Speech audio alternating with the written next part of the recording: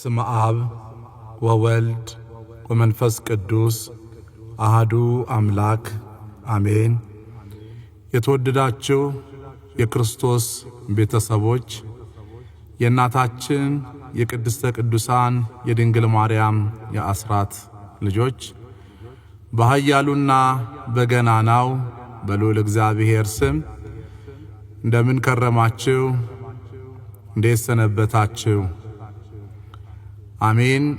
ቸርነቱን ከኛ ያላረቀ በበደላችንና በኃጢአታችን ምክንያት ያላጠፋን ዘወትር ስንበድለውና ስናጠፋው በብዙ ምሕረት ያየን በብዙ ይቅርታው ያየን የአባቶቻችን አምላክ ልዑል እግዚአብሔር ስሙ ከፀሐይ መውጫ እስከ ፀሐይ መጥለቂያ ከዓለም ዳርቻ እስከ ዓለም ዳርቻ በፍጡራኑ አንደበት የተመሰገነ ይሁን።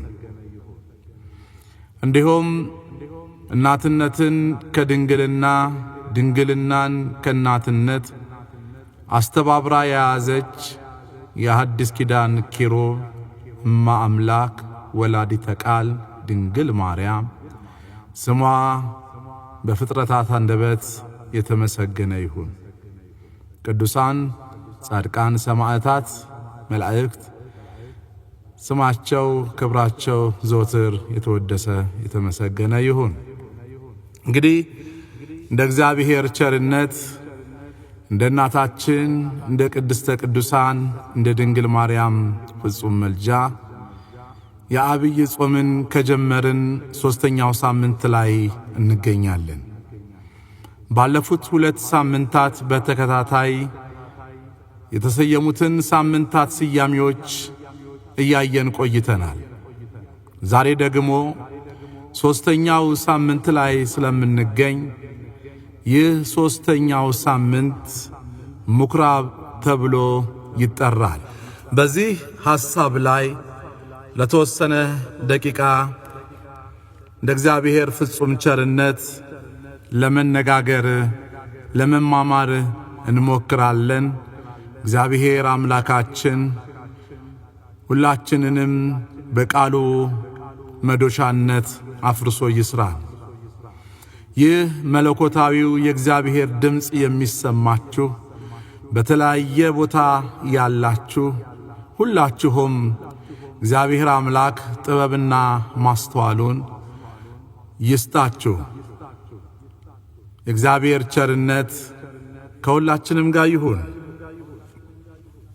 በዮሐንስ ወንጌል ምዕራፍ 2 ከቁጥር 13 ጀምሮ እስከ 23 ድረስ ያለውን ስንመለከት ጌታችንና መድኃኒታችን ኢየሱስ ክርስቶስ የፋሲካን በዓል ሊያከብር ወደ ኢየሩሳሌም ወጣ፣ በመቅደስም ተገኘ። እንግዲህ ኢየሱስ ክርስቶስ በሥጋ ማርያም በዚህ ምድር ተገልጦ ሳለ የአይሁድ በዓላትን ወይም ደግሞ በብሉይ ኪዳን ይከበሩ የነበሩ በዓላትን በቤተ መቅደስ ያከብር ነበረ። በዓላትን የሚያከብረው ቤተ መቅደስ በመሄድ ነው። የእግዚአብሔርን ቃል በማስተማር ነው። ስለዚህ የአይሁድን በዓል ፋሲካን ሊያከብር ወደ ኢየሩሳሌም ወጣ ይላል።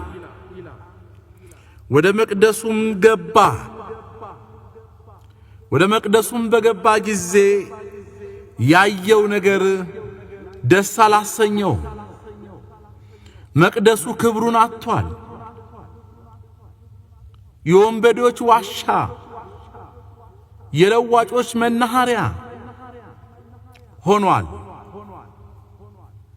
የንግድ ማዕከል አድርገውታል። ኢየሱስ ክርስቶስ ጅራፍ አበጀ ይላል። አስተካከለ። በመቅደሱ ውስጥም በሬዎችን በጎችን እርግቦችን የሚሸጡትን ገንዘብ ለዋጮችን ተቀምጠው አገኛቸው።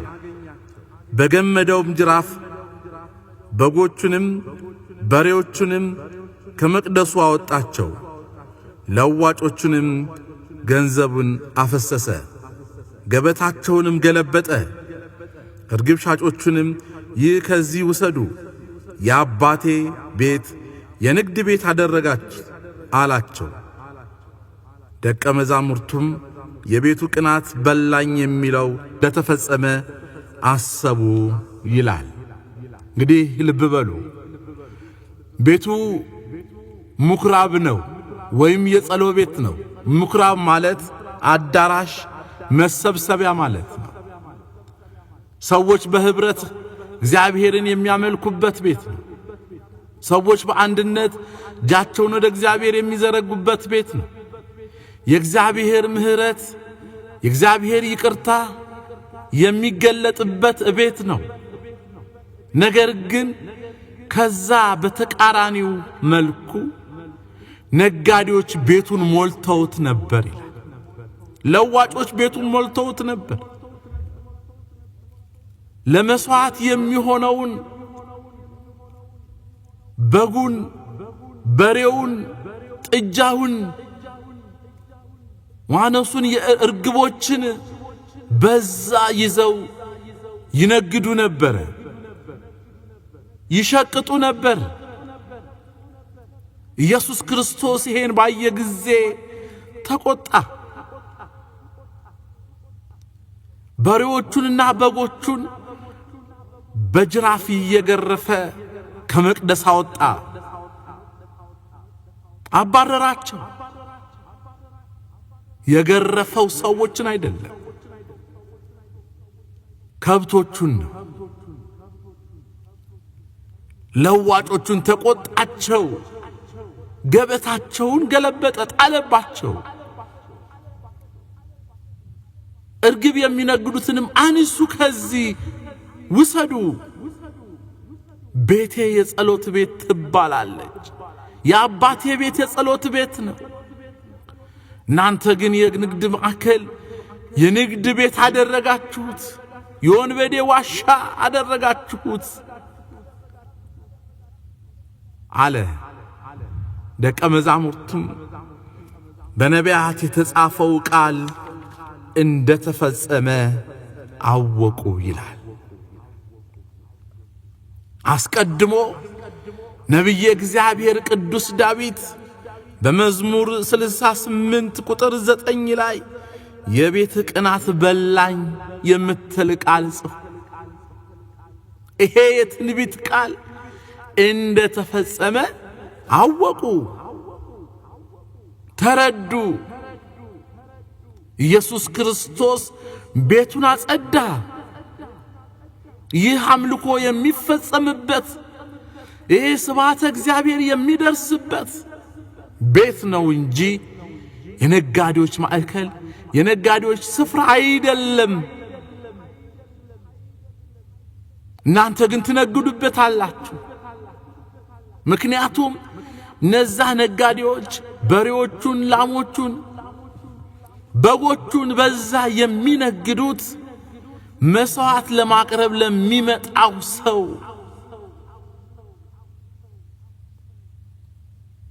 ምክንያቱም በዛ ዘመን ኃጢአት የሚሰረየው በበጎች ደም፣ በጊደሮች ደም፣ በእንስሳ ደም ስለነበረ ያንን ኃጢአታቸውን ለማሰረይ ህዝቡ ወደ መቅደሱ ሲመጣ እዛው ይነግዱለት ነበር። ከሩቅ ስፍራ በጎችን እየጎተቱ፣ በሬዎችን እየጎተቱ፣ ጥጃዎችን እየጎተቱ የሚመጡ ሰዎች ውለው አድረው ከርመው ስለሚመጡ ስለሚደርሱ ያዙት እንስሳ በሬውና በጉ ጥጃው ከስቶ ጠውልጎ ስለሚደርስ ካህናቱ ያን ጊዜ ለእግዚአብሔር የሚቀርበው መልካሙ ነው። የጠወለገውን እግዚአብሔር አይቀበልም። ምክንያቱም በሙሴ መጽሐፍ እንደተጻፈው ቀንዱ ያልከረከረው ጸጉሩ ያልሻከረው ያላረጀውን ያልደከመው ንጹህ መስዋዕት አቅርብ ስለሚል እናንተ ይዛችሁ የመጣችሁት የደከመ ነው፣ ስለዚህ ቀይሩ ይላችኋል ካህናት። ሳንቲም ጨምረው ከዛ ይዘው የመጡትን ሰጥተው ደናውን ከዛ ይወስዳሉ። ደግሞ ባዷቸውን የመጡ ሳንቲም ብቻ ቋጥረው የመጡት ከዛ እየወሰዱ መስዋዕት ያቀርባሉ። ስለዚህ ቤቱ የንግድ ቤት ሆኗል። የንግድ ስፍራ ሆኗል። ይሄንን ነው ክርስቶስ ያጸዳው። ይሄንን ነው ክርስቶስ ያሳመረው። አትነግዱበት፣ በቤቴ አትሸቅጡበት። የአባቴ ቤት የንግድ ቤት አይደለም አላቸው። ተቆጣ። እግዚአብሔር አምላክ ቁጣውን በምህረቱ ይመልስልን። ዛሬም እንዲሁ ነው። ዛሬም እንዲሁ ነው። እግዚአብሔር ልጆች፣ እግዚአብሔር መቅደስ፣ እግዚአብሔር ስም የሚከብርበት እግዚአብሔር ቅዱሱ ስፍራ፣ ያምልኮቱ አደባባይ ለጽድቁ እንዳይመች አድርገን የምንሰራ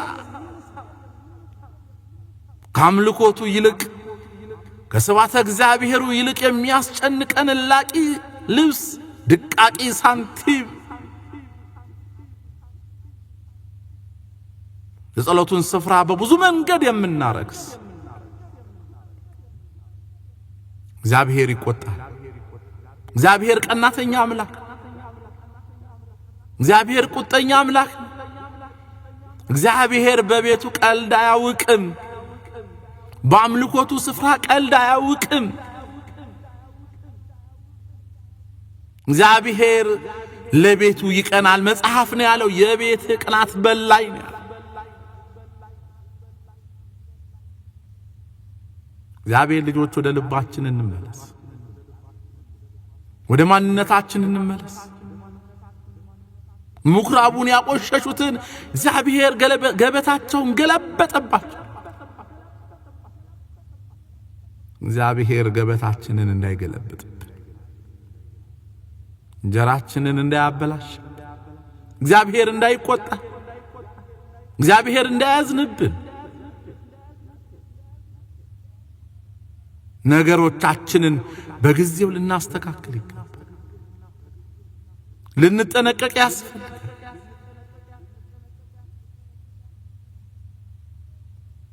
ምናልባት ተሰብስበን የምንጸልይበት የምናመልክበት መቅደሱን ብቻ እንዳይመስላችሁ የእግዚአብሔር ቤት ብለን የምንጠራው እኛ ሰውነታችን ማንነታችን የእግዚአብሔር ቤት መቅደስ ነው። የእግዚአብሔር ማደሪያ ነው። እግዚአብሔር በእኛ ቤቱ በእኛ ልብ ውስጥ ማደር ይፈልጋል። ቅዱስ ጳውሎስ በአንደኛው ቆሮንቶስ ምዕራፍ 3 ቁጥር 16 ላይ እናንተ የሕያው የእግዚአብሔር ቤተ መቅደሶች ናችሁ ይላል። እናንተ የሕያው የእግዚአብሔር ቤተ መቅደሶች ናችሁ። እግዚአብሔር በእኛ ውስጥ ያድራል። እግዚአብሔር በእኛ ውስጥ ስሙን ከፍ ያደርጋል። አሁን ለእግዚአብሔር የሚመች መቅደስ ነን ወይ?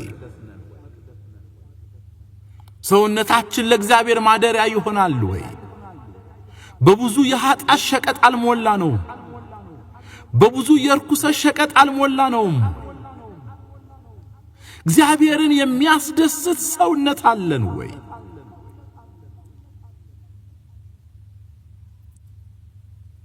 እናንተ የሕያው የእግዚአብሔር መቅደሶች ናችሁ የተባለ ማደሪያዎች ናችሁ የተባለ እግዚአብሔር ጅራፉን ሳያነሳ እግዚአብሔር ሳይቀጣን እግዚአብሔር ሳይቆጣን መቅደስ ሰውነታችንን እናንጻ በንስሐ እናንጻ በፊቱ በመውደቅ በማልቀስ ማረን ማረን በማለት መቅደስ ሰውነታችንን እናስተካክል። ያለፈው ዘመን የኃጢአታችን ጉዞ የበደላችን ጉዞ የርኩሰታችን ጉዞ ይበቃል። ዛሬ አዲስ እንሁን። መቅደሱን እናንጻ። ስንት የፈረሱ ቤተ መቅደሶችን ለማሰራት እንሮጥ። በገጠር ያሉ በከተማ ያሉ እድሳት ያላቸው ጣሪያው አፈሰሰ ግድግዳው ተሰነጠቀ እያልን የኪሳችንን ገንዘብ እየሰጠን ብዙ መቅደሶች አሳደስን፣ ብዙ የጸሎት ቤቶችን አሳመርን። እኛ ግን ፈርሰናል። ያው መቅደስ ይሆን እኛ ፈርሰናል። መጀመሪያ የኛን መቅደስ እንስራ። መጀመሪያ የኛ ሰውነትን እንስራ።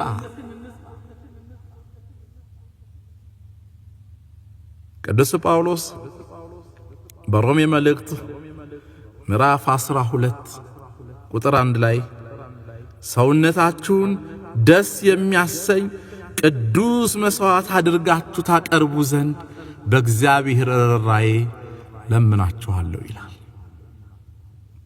ሰውነታችሁን ደስ የሚያሰኝ ቅዱስ መስዋዕት አድርጋችሁ ታቀርቡ ዘንድ ሰውነታችሁን እናንተነታችሁን አካላችሁን ደስ የሚያሰኝ ቅዱስ መስዋዕት አድርጋችሁ አቅርቡ ለምናችኋለሁ።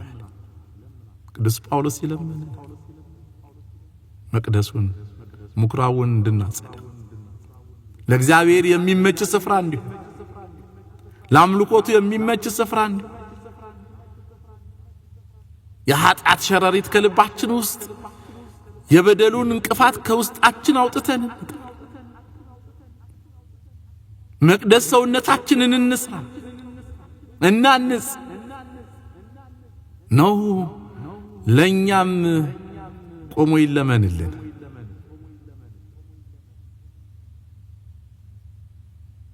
በንስሐ ነው የኛ ሰውነት የሚስተካከል። ኃጢአትን በመናዘዝ ንስሐ በመግባት በሥጋው ደሙ መንፈሳዊ ተግባራትን በመፈጸም ማንነታችን የሚስተካከለው መቅደሱ የሚጸዳው በዚህ ነው። ያለበለዚያ ግን የእግዚአብሔር የቁጣው ጊዜ ይደርሳል። ጅራፉን ያነሳል እግዚአብሔር። ኑሯችንን ያመሰቃቅለዋል እግዚአብሔር። እግዚአብሔር ካመሰቃቀለው ደግሞ ማንም አያስተካክለው። ምኑኝ የእግዚአብሔር ልጆች እግዚአብሔር አይቆጣን። እግዚአብሔር አይቆጣን። እግዚአብሔር ከተቆጣ የሚመልሰው የለም። እግዚአብሔር ከተቆጣ ማንም የሚያስቆመው የለም። ስለዚህ ጅራፉን ሳያነሳ እግዚአብሔር ቁጣውን በእኛ ላይ ሳያሳርፍ እግዚአብሔር ያፈረስነው ማንነታችንን የጣልነው ማንነታችንን እናስተካክል። የኃጢአቱን ንግድ የበደሉን ንግድ የነፍሰ ገዳይነቱን ንግድ ከልባችን አውጥተን እንጣል። ሰውን በሰውነቱ ብቻ እንውደድ። ሰው በመሆኑ ብቻ እናክብረው። መከፋፈሉ መለያየቱ ይብቃን። እኛ የእግዚአብሔር ቤተሰቦች የእግዚአብሔር ሕዝቦች ናችሁ ተብለን ተጠርተን እስራኤል ዘነብስን ስጋያን አይደለንም፣ መንፈሳውያን። የሥጋ ሥራ በእኛ ላይ እንዲሰለጥን አንፍቀድለት።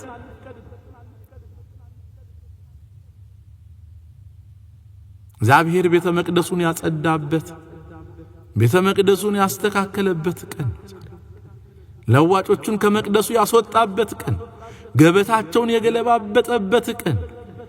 እግዚአብሔር ከዚህ ቁጣ ይሰውረን፣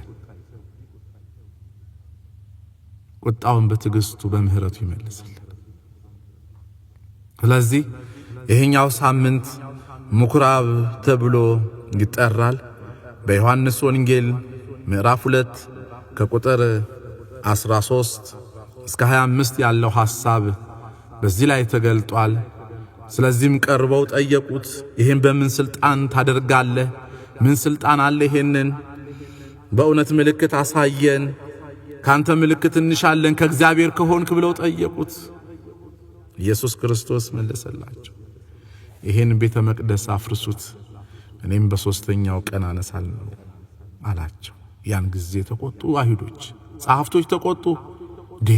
አባቶቻችን እነ ዘሩባቤል ይሄን መቅደስ ለመስራት 46 ዓመት ደክመዋል፣ እንዴት በሶስት ቀን እኔ ያሰራዋለሁ? እንዴት አፍርሱት ለናለህ? እሱ ስለ ሕያው ስለ ሞቱና ስለ ትንሣኤው ይነግራቸዋል። እነሱ ግን ስለ ተደረደረው ድንጋይ ይነግሩታል። እሱ ስለ ሰማያዊ ይነግራቸዋል፣ እነሱ ስለ ምድራዊ ያስባል። እሱ በሶስት ቀን አስነሳዋለሁ ሰራዋለሁ ያለው ሞቼ በሶስተኛው ቀን እነሳለሁ ማለቱ ነው። ሕያው የሆነው መቅደስ